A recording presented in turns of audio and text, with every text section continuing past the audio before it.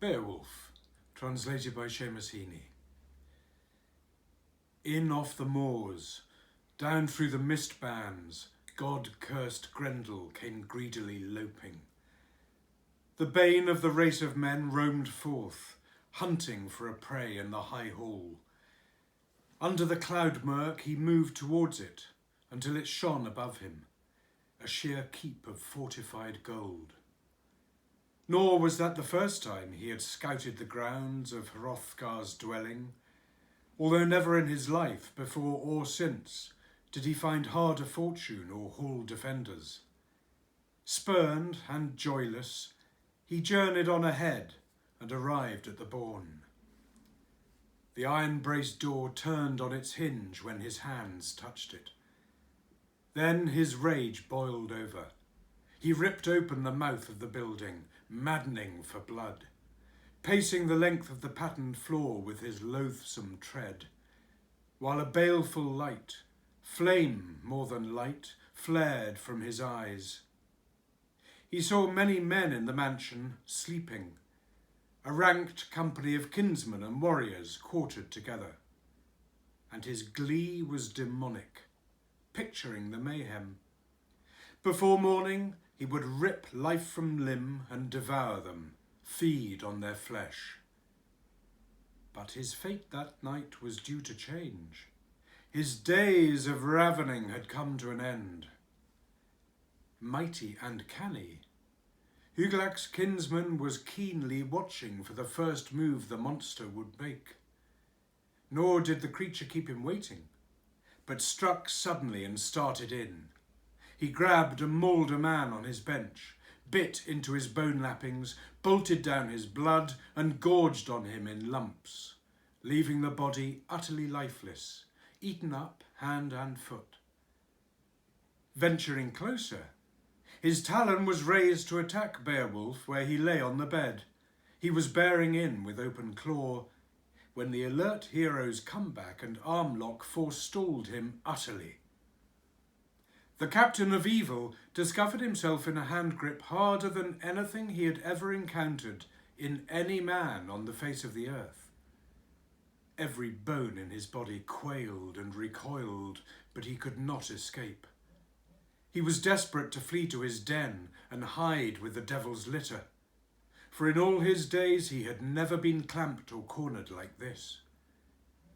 Then Hugelac's trusty retainer recalled his bedtime speech, sprang to his feet and got a firm hold. Fingers were bursting, the monster backtracking, the man overpowering. The dread of the land was desperate to escape, to take a roundabout road and flee to his lair in the fens. The latching power in his fingers weakened. It was the worst trip the terrormonger had taken to Heorot. And now the timbers trembled and sang.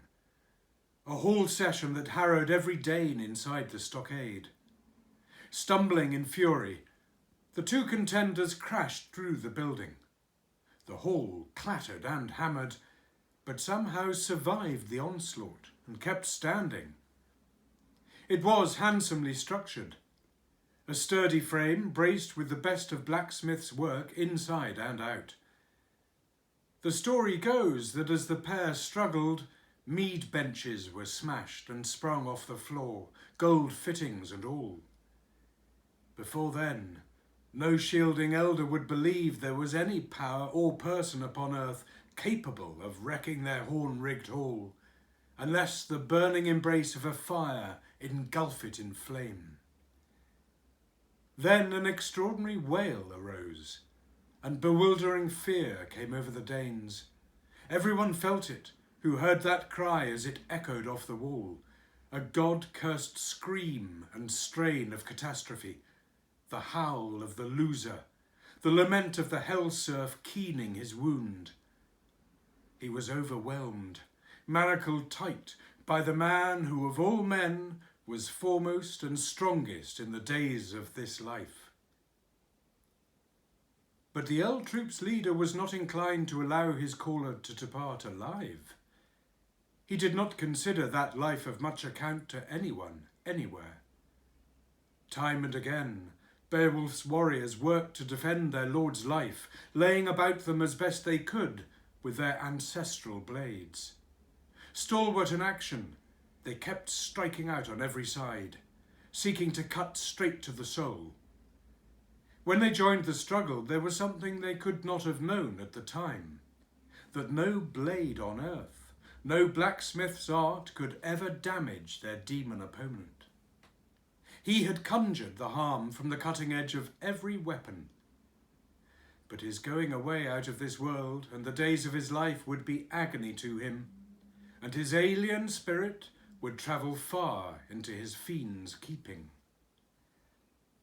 Then he who had harrowed the hearts of men with pain and affliction in former times, and had given offence also to God, found that his bodily powers failed him.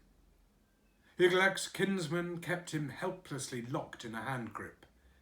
As long as either lived, he was hateful to the other. The monster's whole body was in pain. A tremendous wound appeared on his shoulder.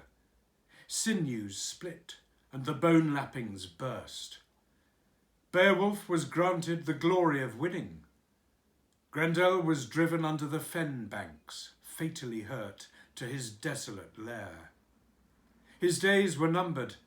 The end of his life was coming over him. He knew it for certain. And one bloody clash had fulfilled the dearest wishes of the Danes. The man who had lately landed among them, proud and sure, had purged the hall, kept it from harm. He was happy with his night work and the courage he had shown. The Geat captain had boldly fulfilled his boast to the Danes. He had healed and relieved a huge distress, unremitting humiliations, the hard fate they'd been forced to undergo, no small affliction. Clear proof of this could be seen in the hand the hero displayed high up near the roof, the whole of Grendel's shoulder and arm, his awesome grasp.